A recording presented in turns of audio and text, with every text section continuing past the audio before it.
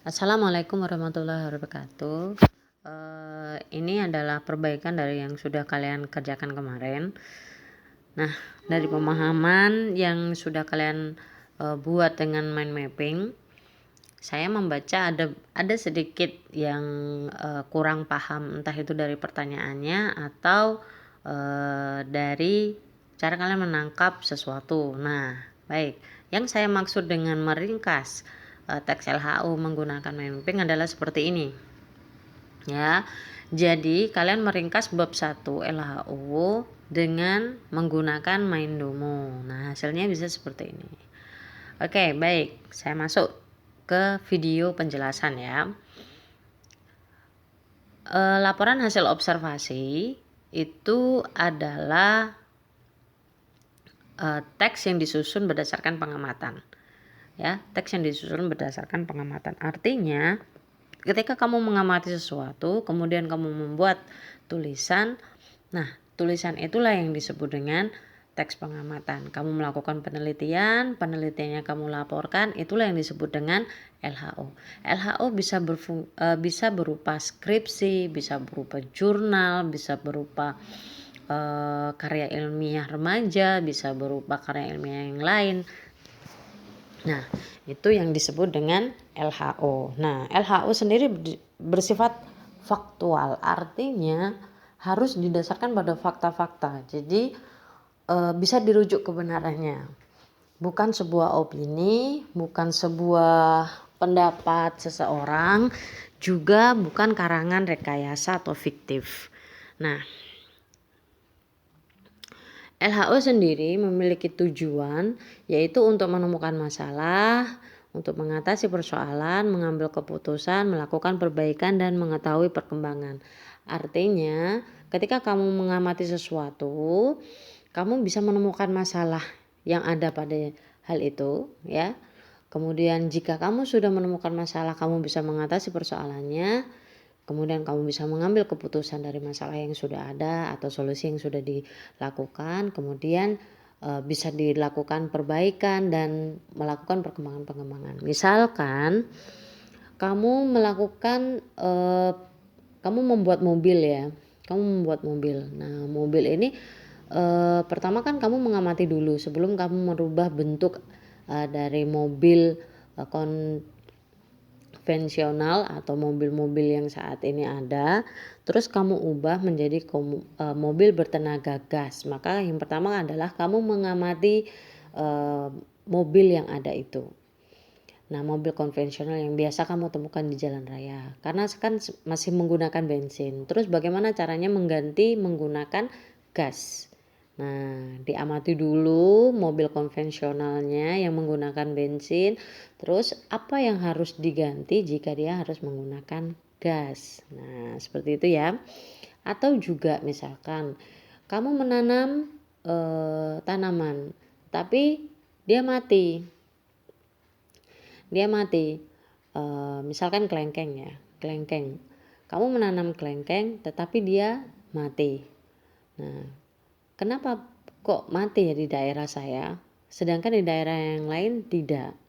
Terus kenapa kok tidak berbuah di daerah saya, kenapa di daerah yang lain tidak? Nah, hal ini perlu pengamatan atau perlu observasi lebih lanjut agar di tempatmu juga bisa tumbuh, bisa berbuah sama dengan di tempat yang lain. Mungkin tanahnya, mungkin kandungan airnya, mungkin kurang pupuk, mungkin perawatannya yang salah dan sebagainya. Sehingga kamu bisa melakukan perbaikan. Dan di sisi perbaikan inilah perkembangan-perkembangan itu juga bisa kamu catat. Nah, itu adalah tujuan dari teks laporan hasil observasi. Kemudian fungsi dari teks laporan hasil observasi itu adalah sebagai wujud laporan pertanggungjawaban. Misalkan kalau kamu sudah melakukan kegiatan begitu kan, nanti kamu harus membuat laporan kegiatannya. Misal kalau kamu mengamati penelitian gitu kan, maka laporan hasil pengamatannya berupa atau LHO-nya berupa karya ilmiah, bisa berupa skripsi, bisa berupa jurnal gitu. Jadi misalkan nih kemudian mengamati cara kalian membaca, kemudian di situ ternyata kalian tidak bisa menemukan kalimat utama dan kalian tidak bisa membedakan jenis paragrafnya berdasarkan kalimat utama.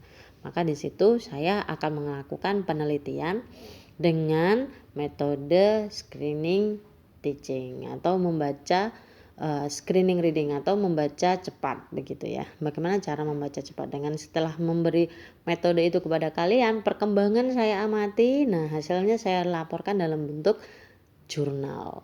Nah itu merupakan tanggung jawab saya. Juga jika kalian diberi tugas sesuatu, kemudian kalian mempertanggungjawabkan laporan hasil observasi kalian itu dalam bentuk tulisan, itulah yang disebut dengan laporan pertanggungjawaban. Misalkan kalian bekerja sebagai audit keuangan gitu ya.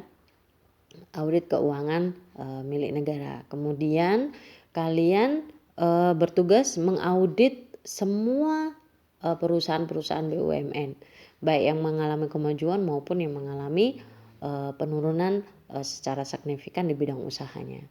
Nah, hasil laporan yang kamu kerjakan tadi, hasil pengamatan kamu dari setiap BUMN atau setiap perusahaan BUMN itu kamu laporkan.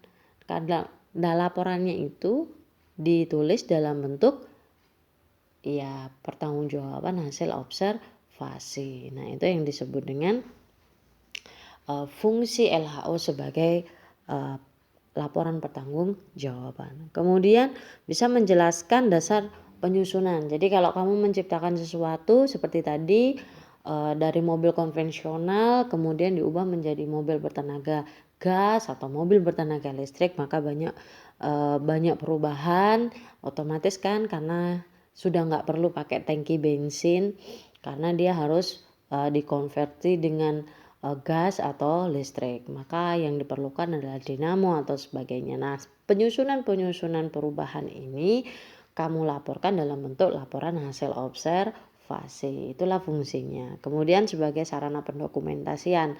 Nah, setiap kali kamu melakukan observasi, kamu cetak, kamu bentuk tulisan dalam bentuk teks LHO, kamu simpan, maka kamu bisa mengetahui selama 1 tahun kamu sudah mengobservasi apa saja.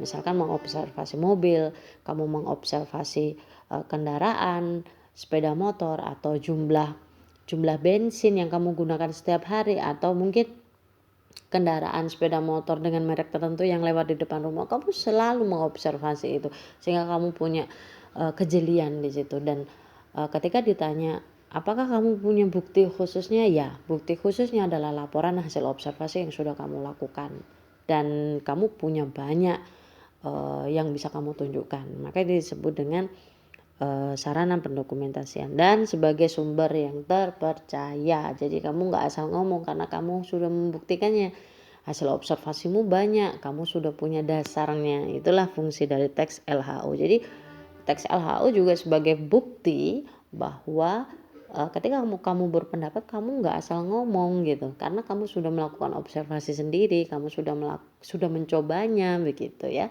Jadi itu ada buktinya. Kemudian ciri-ciri dari LHO. Nah, ciri-ciri dari LHO seperti dengan sifatnya tadi, karena dia bersifat faktual, maka dia harus objektif. Artinya dia tidak mendukung beberapa pihak, tapi murni pada objek itu. Jadi kalau kamu membahas tentang mobil, maka yang objeknya bukan kamu mendukung mobil apa begitu, enggak, tapi kamu merubah objek itu. Nah, fungsinya adalah objektif. Jadi berdasarkan objeknya. Jadi kamu tidak memihak salah satu, memihak perusahaan tertentu, enggak. Kemudian dia bersifat umum. Artinya dia tidak khusus membahas tentang bidang tertentu ya. Kemudian objek yang dibahas tunggal. Kalau mobil ya mobil saja. Jadi karena kita kalau mengamati sesuatu kan kita harus detail dulu kan. Nah, kalau kita mengamati sesuatu dengan detail, maka objek itu harus tunggal sampai kita selesai mengamati kecambah. Maka yang harus kamu amati kecambah. Karena apa? Karena LHU-nya pasti kecambah. Kalau kamu mengamati pohon singkong kan beda jenisnya juga, cara tanamnya juga beda, maka pengamatannya juga beda, laporan hasil observasinya juga berbeda karena objeknya berbeda, cara tanamnya berbeda, begitu ya. Nah, harus lengkap. Artinya tidak boleh ada batas yang terlewati, tidak boleh ada fase yang hilang. Karena misalkan kalau kita mau menanam singkong, kita tanam dulu batangnya, kemudian kita tanam, kita beri pupuk dan sebagainya sampai akhirnya tumbuh daun dan sebagainya itu. Nah, kita tidak mungkin melewati fase-fase seperti misalkan memberi tanah, kemudian menyiapkan lahan dan sebagainya. Tidak boleh hilang salah satu. Jadi harus ditulis lengkap. Ya.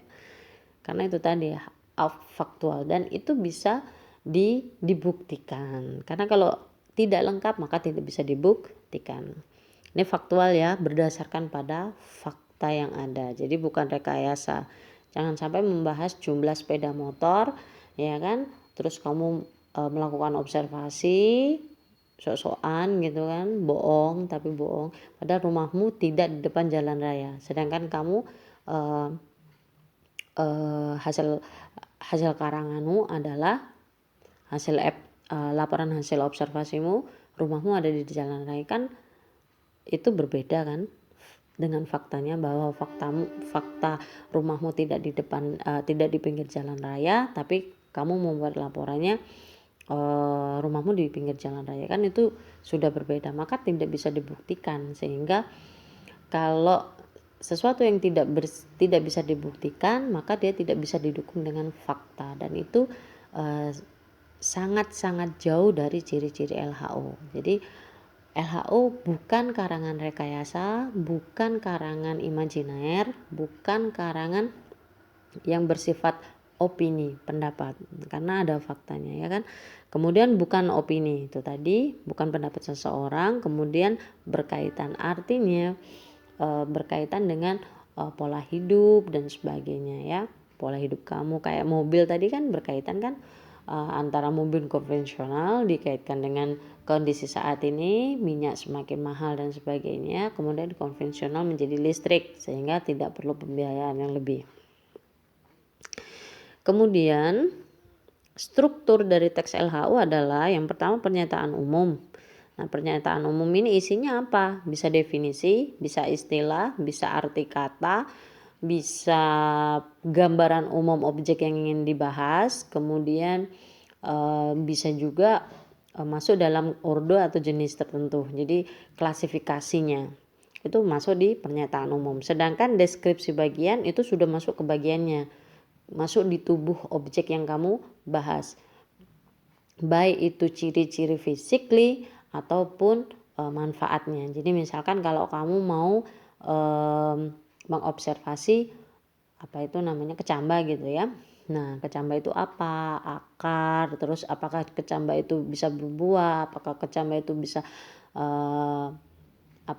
tumbuh besar dan sebagainya. Terus kalau tumbuh besar itu dia ada di apa gitu kan, jadi tanaman seperti apa. Nah, itu daunnya digunakan untuk apa, akarnya digunakan untuk apa, jika dia punya biji-bijinya akan digunakan untuk apa lagi. Nah, itu masuk di rincian laporan bagian deskripsi bagian. Karena di dalam deskripsi bagian itu ada deskripsi bagian tubuh atau bagian objek, kemudian deskripsi manfaatnya ya. Kemudian laporan hasil observasi, struktur terakhirnya adalah simpulan, yakni ringkasan umum yang dilaporkan. Jadi berdasarkan apa, fungsinya apa, sehingga yang digunakan mana yang lebih baik sebagai pilihan, mana yang lebih baik sebagai acuan atau kesimpulan bahwa kondisi.